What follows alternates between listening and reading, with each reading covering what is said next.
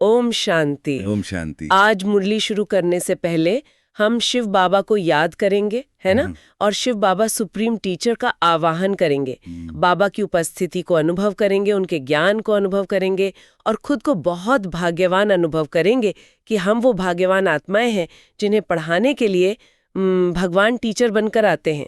बाबा का ज्ञान सिर्फ सुनना ही नहीं है, बल्कि इसका मंथन करके अपने जीवन में धारण करना है और ज्ञान स्वरूप बनना है।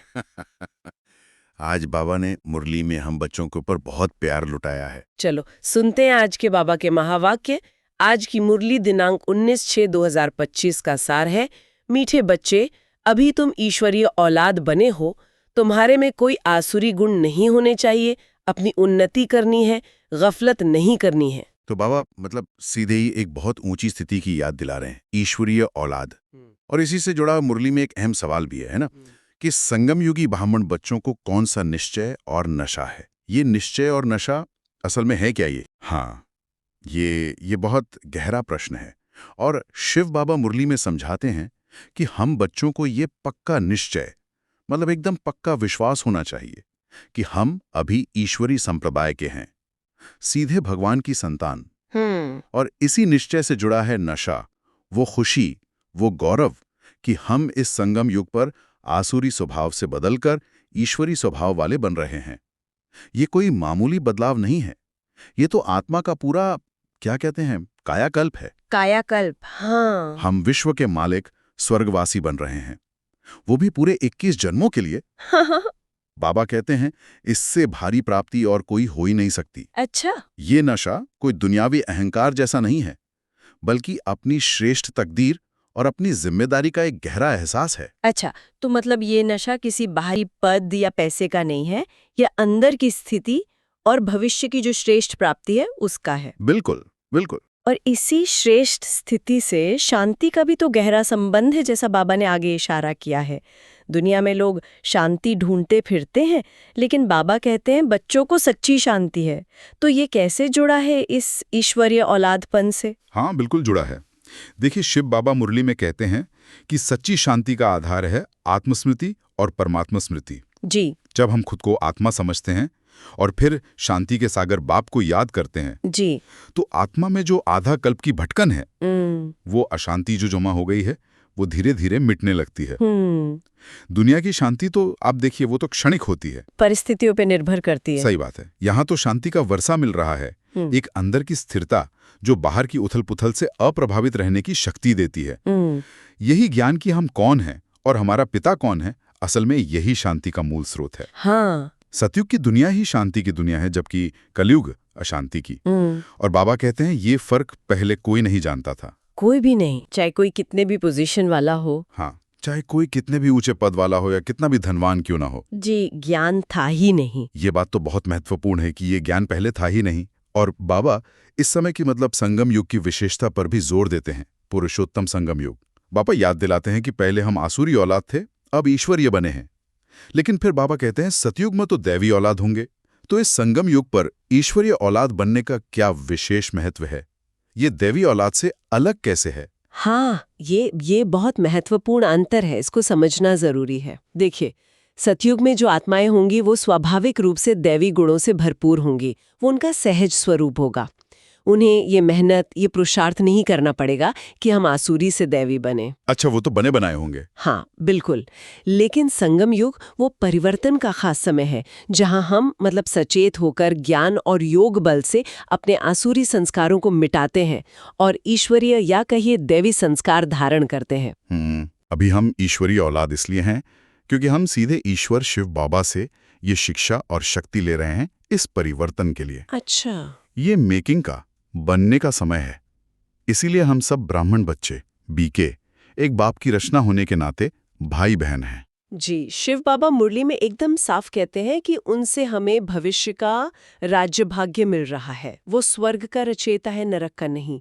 वो बहुत मीठा बाप है जो हमें 21 जन्म सुखी बनाने आया है। तो अगर इन सब बातों को जोड़कर देखें, ईश्वरीय औलाद होने का निश्चय और निशा, फिर बाप की याद से मिलने वाली सच्ची शांति और इस संगम युग के विशेष महत्व की समझ, तो ये सब इशारा करता है मुरली के सार की तरफ ही। अपनी उन्नति करनी है, गफलत नहीं करनी है, इसका व्यवहारिक अर्थ क्या निकलता है? मतलब रोजमर्रा में कैसे करें, ये उन्नति कैसे करनी है? बिल्कुल सही समझा आपने। ये सारा ज्ञान सिर्फ सुनने या हाँ ठीक है मानने के लिए नहीं है, ये करने के लिए है। उन्नति का मतलब है अपने अंदर गहराई से देखना, उन असुरी स्वभाव संस्कारों को पहचानना जो हमें और दूसरों को दुख देते हैं, जैसे क्रोध, लोभ, मोह, अहंकार, आलस्य। हाँ, ये सब। हाँ, और उन्हें बाप की याद की शक्ति से ज्ञान के रोज के मंथन से बदलना। और गफलत का मतलब क्या? मतलब इस ईश्वरीय पढ़ाई में ढीलापन आ जाना, याद में कमी होना, पुराने स्वभाव के वश हो जाना। लापरवाही। हाँ, लापरवाही। तो उन्नति करनी है मतलब रोज अपने ऊपर ध्यान देना है, अटेंशन देना है, दैवी गुणों को धारण करने का अभ्यास करना है, सेवा में तत्पर रहना है। निश्चय तो फाउंडेशन है, नींव है, शांति शक्ति है और उन्नति हमारा लक्ष्य है। बाबा हमें सावधान कर रहे हैं कि ये जो अमूल्य समय मिला है ना, इसे व्यर्थ नहीं गंवाना है, बल्कि तीव्र पुरुषार्थ से अपनी 21 जन्मों की प्रारब्ध बनानी है। तो संक्षेप में कहें तो आज की मुरली का मुख्य संदेश यही है कि हम अपने सर्वोच्च स्वमान कि मैं ईश्वर की संतान हूं, इसमें स्थित रहें, इस निश्चय के नशे को अपनी शक्ति बना लें और शांति के सागर बाप की याद में रहकर सच्ची आंतरिक शांति का अनुभव करें। और इस शांति और शक्ति से लगातार अपनी कमजोरियों पर विजय पाते हुए दैवीय गुण धारण कर 21 जन्मों के स्वर्णिम भविष्य के लिए अपनी उन्नति करते रहें। यही पुरुषार्थ है। मुरली में जैसे कहा गया है कि ईश्वरीय औलाद होने की जो समझ है उससे भारी कोई वस्तु नहीं। सही। इसका मतलब ये हुआ कि हमारे अंदर कोई आसुरी अवगुण मतलब नेगेटिविटी वो नहीं होनी चाहिए। हाँ, ये एक ऊंची अवस्था है। और यहाँ महत्वपूर्ण बात यह है कि अपनी उन्नति करनी है, खुद को बेहतर बनाना है। खासकर तब जब मुरली कहती है कि समय थोड़ा बाकी है। बिल्कुल। बाबा मुरली में सिर्फ यही कहते हैं, मुझे याद करो तो विकर्म विनाश हो जाएं। विकर्म विनाश मतलब पाप कर्मों का नाश। हाँ, पिछले कर्मों का बोझ। तो ये याद ही एक तरह से शुद्धि का मार्ग है। बाबा का लक्ष्य यही है कि सबको वापस ले जाएं मुक्ति धाम। और यहाँ ये वाकई दिलचस्प हो जाता है। इस ज्ञान से जुड़ी खुशी पर बहुत जोर दिया गया है। हाँ, खुशी। जैसे कहा है हम ईश्वर बाप से पढ़ रहे हैं दैवी औलाद बनने के लिए, तो कितनी खुशी होनी चाहिए। ये महसूस करने वाली बात है। बिल्कुल। और इस याद की तुलना भी की है मुरली में। अच्छा, कैसे? जैसे सगाई होती है या बच्चे का जन्म होता है तो उसकी छाप रहती है ना मन पर। हाँ, रहता है। लेकिन ये याद उससे भी कहीं ज्यादा गहरी है। ये बेहद के बाप यानी परमात्मा और उनसे मिलने वाले 21 जन्मों के स्वर्गीय वर्षे की याद है। 21 जन्मों का वर्षा, ये छोटी बात नहीं है। नहीं, बिल्कुल नहीं। ये सतयुग की बादशाही है। मुरली कहती है बुद्धि में ये नशा, ये निश्चय रहना चाहिए। तो एक तरफ ये इतनी ऊंची खुशी और नशे की बात है, लेकिन साथ ही मुरली हमें जमीन पर भी रखती है ना? हाँ, यथार्थ को भी सामने रखती है। मृत्यु की सच्चाई का भी जिक्र है। साफ कहा है, मरना तो सबको है। ये थोड़ा कठोर लगता है सुनने में। है, लेकिन अटल सत्य है।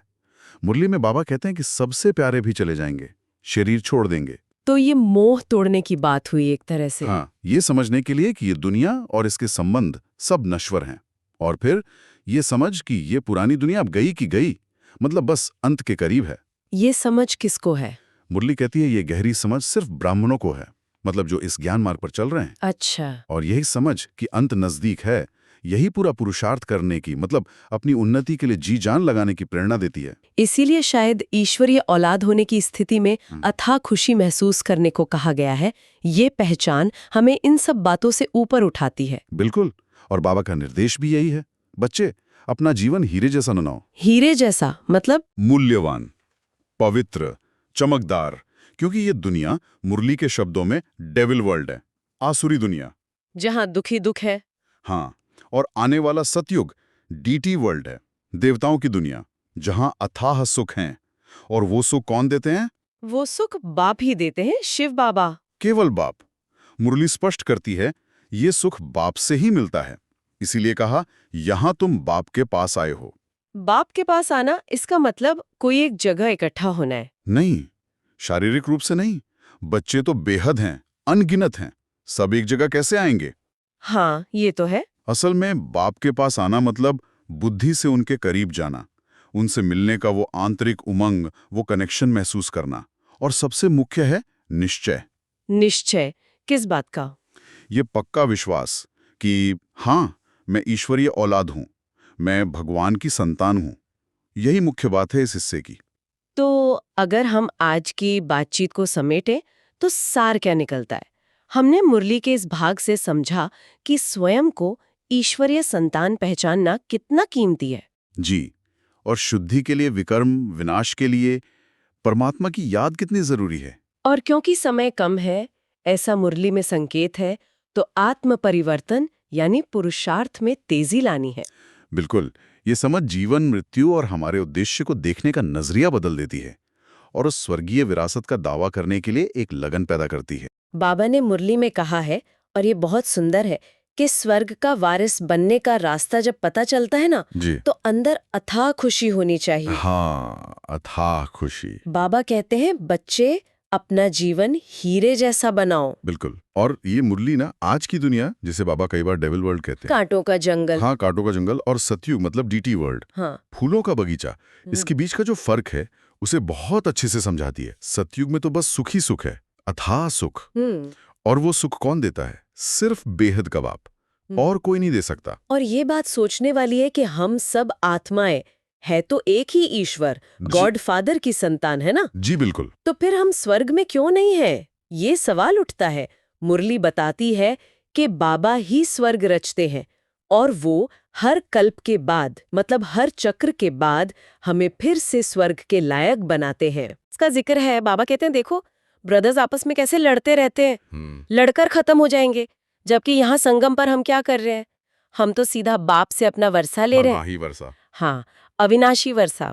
तो बाबा का डायरेक्शन है कि भाइयों को आपस में कभी भी लून पानी, मतलब मनमुटाव, खारापन, वो नहीं होना चाहिए। सही बात है। लेकिन होता क्या है, कई बार बच्चे बाप से भी लून पानी हो जाते हैं। हाँ, ये भी मुरली में आता है। अच्छे अच्छे बच्चे, मुरली कहती है, माया के चक्कर में आ जाते हैं। ऐसे। ये माया इतनी जबरदस्त है कि देहाभिमान ले आती है, अच्छे बच्चों में भी देहाभिमान। और इसी में बाबा का प्यार कितना झलकता है। मुरली में कहते हैं, बाबा को बच्चों के सिवा और कोई है ही नहीं याद करने वाला। जी। वो तो बस बच्चों को याद करते हैं, जबकि हम बच्चों की बुद्धि कहाँ जाती है, अपने काम काज में, धंधे धोरी में। हाँ, भटकती है इधर उधर। पर बाबा का तो एक ही धंधा है, एक ही धंधा, बच्चों को पावन बनाना। हाँ, बच्चों को स्वर्ग का वारिस बनाना, पतित से पावन करना। बिल्कुल। देखिए, सभी आत्माएं हैं तो बाप की प्रॉपर्टी है ना। लेकिन माया ने उनको क्या कर दिया है? छिछी बना दिया है, मैला कर दिया है। हाँ। अब बाप आके उन्हें फिर से गुलगुल बना रहे हैं, फूल जैसा सुंदर, पवित्र। गुलगुल। और बाप का मुंह भी देखिए, मुरली में आता है, अगर बच्चे चिट्ठी नहीं लिखते ना, तो बाबा को होना होता है, दुख होता है। हाँ, मतलब बाबा को फिक्र रहती है बच्चों की। पूछते भी है मुरली में। हाँ, पूछते हैं, बच्चे, माया ज्यादा तंग तो नहीं करती, बहादुर हो ना, माया पर जीत पान रहे हो। हाँ बिल्कुल, क्योंकि ये है तो युद्ध का मैदान है, युद्ध का मैदान, माया से युद्ध। और इसमें जीत कैसे पानी है?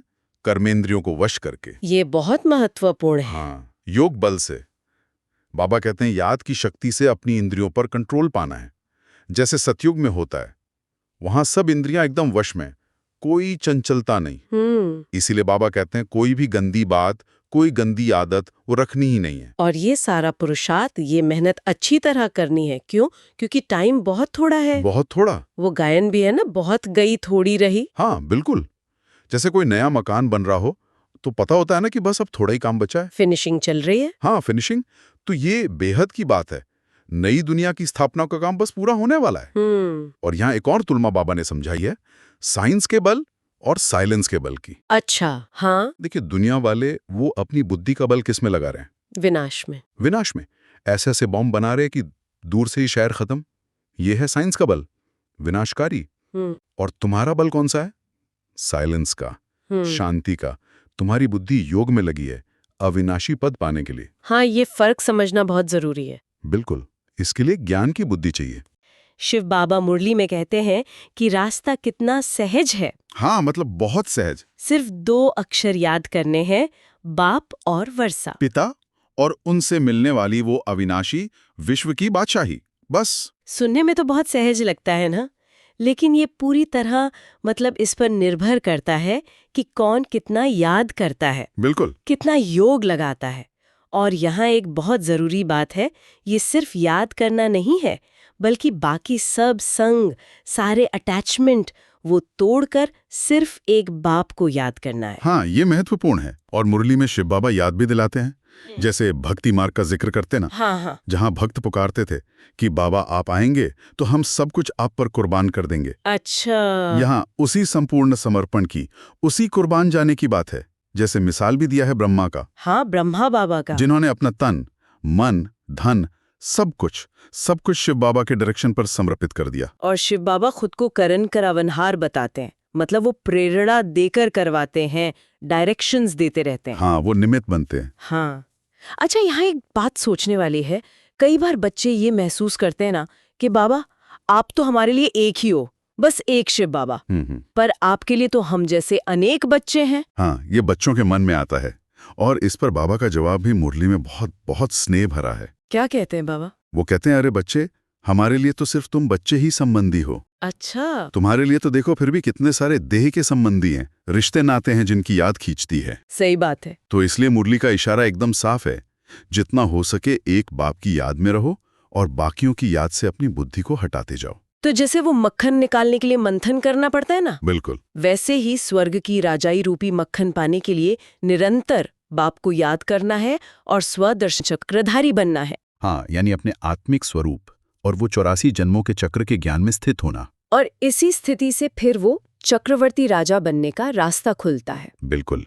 और मुरली देखिए, वर्तमान की जो विकारी दुनिया है और भविष्य का जो लक्ष्मी नारायण का संपूर्ण निर्विकारी राज्य होगा, हाँ, उसका फर्क भी कितना स्पष्ट दिखाती है। कहाँ आज की दुनिया जहाँ एक दूसरे को कितना दुख देते हैं, हाँ, और कहाँ वो सत्युगी दुनिया जहाँ कोई विकार ही नहीं था। तो ये परिवर्तन कैसे आएगा? शिव बाबा की श्रीमत से।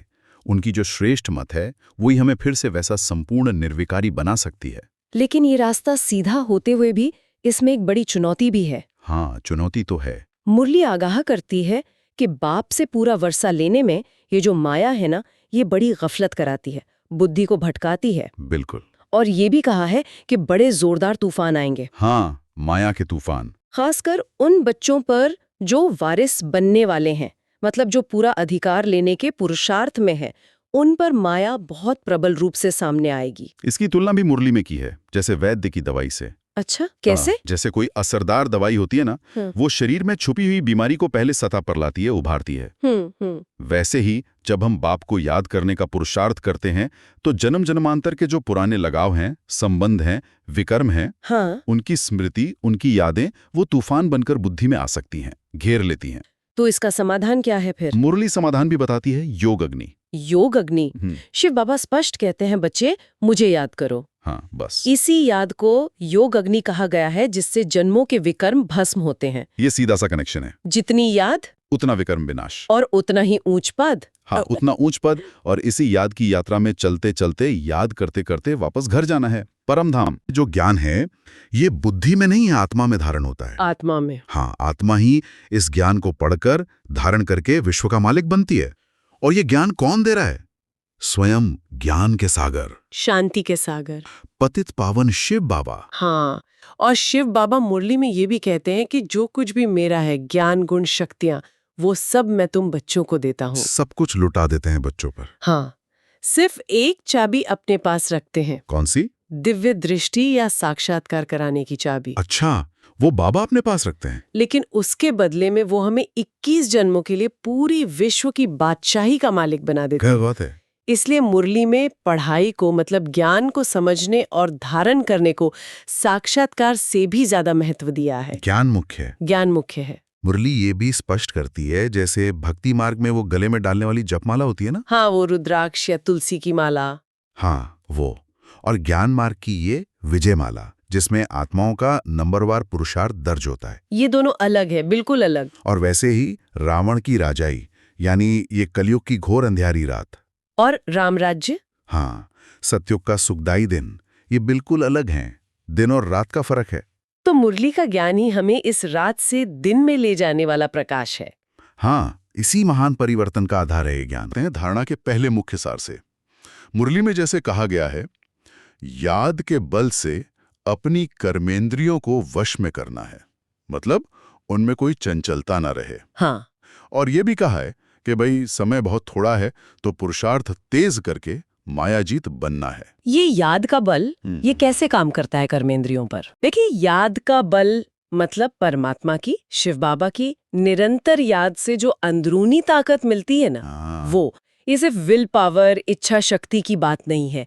ये एक कनेक्शन है, एक आध्यात्मिक जुड़ाव। अच्छा। जब मन बाबा की याद में टिकता है, स्थिर होता है, तो ये इंद्रियां अपने आप शांत होने लगती हैं, कंट्रोल में आती हैं। और जो कहा समय थोड़ा है, वो एक तरह से रिमाइंडर है कि भाई ढीले मत पड़ो, अभ्यास करते रहो। चंचलता पर जीत पाना ही तो माया पर जीत है ना? सही सही। और दूसरा सार है कि बाप यानी शिव बाबा जो ज्ञान देते हैं उसे अंतर्मुखी होकर धारण करना है। अंतर्मुखी होकर। हाँ, और आपस में कभी मनमुटाव या कड़वाहट, जिसे मुरली में लून पानी कहा गया है, वो ना हो। और हाँ, अपनी स्थिति का समाचार बाबा को जरूर देना है। ये अंतर्मुखी होना सुनने में बहुत अच्छा लगता है, पर आजकल की भागदौड़ में कैसे करें इसे? मुश्किल लगता है थोड़ा। हाँ, मुश्किल लग सकता है शुरू में। अंतर्मुखी होने का मतलब है कि बाहर की दुनिया से थोड़ा सा ध्यान हटाकर अपने अंदर देखना। जो ज्ञान सुना उस पर सोचना, मनन करना, ये धीरे धीरे होता है। शायद दिन में बस कुछ मिनट निकालकर ही सही। अच्छा। ज्ञान को बुद्धि में टिकाना, उसे अपना बनाना, वही है धारण करना। और आपसी मेल जोल मतलब लून पानी न होना, वो इसी आंतरिक शांति का नतीजा है। जब अंदर शांति होगी तो बाहर भी मिठास रहेगी, कड़वाहट नहीं। और अपनी स्थिति का समाचार देना मतलब एक तरह से सेल्फ चेक करना और गाइडेंस के लिए बाबा से कनेक्टेड रहना। समझ गया। अच्छा, इन धारणा के पॉइंट से जुड़ा हुआ है आज का वरदान। हाँ, वरदान है कल्याणकारी वृत्ति द्वारा सेवा करने वाले सर्व आत्माओं की दुआओं के अधिकारी भव। मुरली ये भी समझाती है कि जब लक्ष्य विश्व कल्याण का होता है ना, तो फिर अकल्याण का काम हो ही नहीं सकता। वृत्ति खुद ब खुद रहम दिल और महादानी बन जाती है, और मैंपन नहीं रहता, निमित्तपन याद रहता है। ये बहुत बहुत गहरा कनेक्शन है। वरदान साफ कह रहा है कि सिर्फ सेवा करने से दुआएं नहीं मिलती। अच्छा। बल्कि कल्याणकारी वृत्ति से, मतलब आपकी नीयत कैसी है, आपका भाव कैसा है अंदर से, उससे दुआएं मिलती हैं। ओह, मतलब इंटेंशन इसकी। बिल्कुल। और निमित्तपन मतलब ये समझना कि भाई मैं तो सिर्फ एक इंस्ट्रूमेंट हूँ, एक जरिया हूँ, करने कराने वाला तो बाबा है। ये भाव आते ही अहंकार खत्म, और जहाँ ईगो नहीं, वहां सबकी गुड विशेस दुआएं अपने आप आती हैं। वाह, बिल्कुल सही। और इसी भाव को, इसी स्थिति को बनाए रखने में मदद करता है आज का स्लोगन। हाँ, स्लोगन है साधनों की आकर्षण साधना को खंडित कर देती है। कितनी सटीक चेतावनी है ये तो। हाँ, और बहुत जरूरी चेतावनी आज के समय में। देखिए, साधन होते हैं मंजिल तक पहुंचने के लिए। हाँ। लेकिन अगर हम साधनों के ही मोह में फंस गए, उनकी चमक दमक में ही खो गए, तो हमारी जो आंतरिक यात्रा है, जो साधना है, वो रुक जाती है। फोकस बाहर चला जाता है, और मन की एकाग्रता जो साधना के लिए इतनी जरूरी है, वो भंग हो जाती है। मतलब साधन साध्य ना बन जाए। बिल्कुल, साधन मदद करते हैं, पर अगर साधन ही मंजिल बन गए तो यात्रा वहीं खत्म। सही कहा। अच्छा, और आखिर में है अव्यक्त इशारे। जी। ये इशारे भी आत्मिक स्थिति में टिकने और अंतर्मुखी बनने के अभ्यास पर ही जोर देते हैं। हाँ। इसमें 3 तरह की रूहानी भाषाओं का जिक्र है। नयनों की भाषा, भावना की भाषा और संकल्प की भाषा।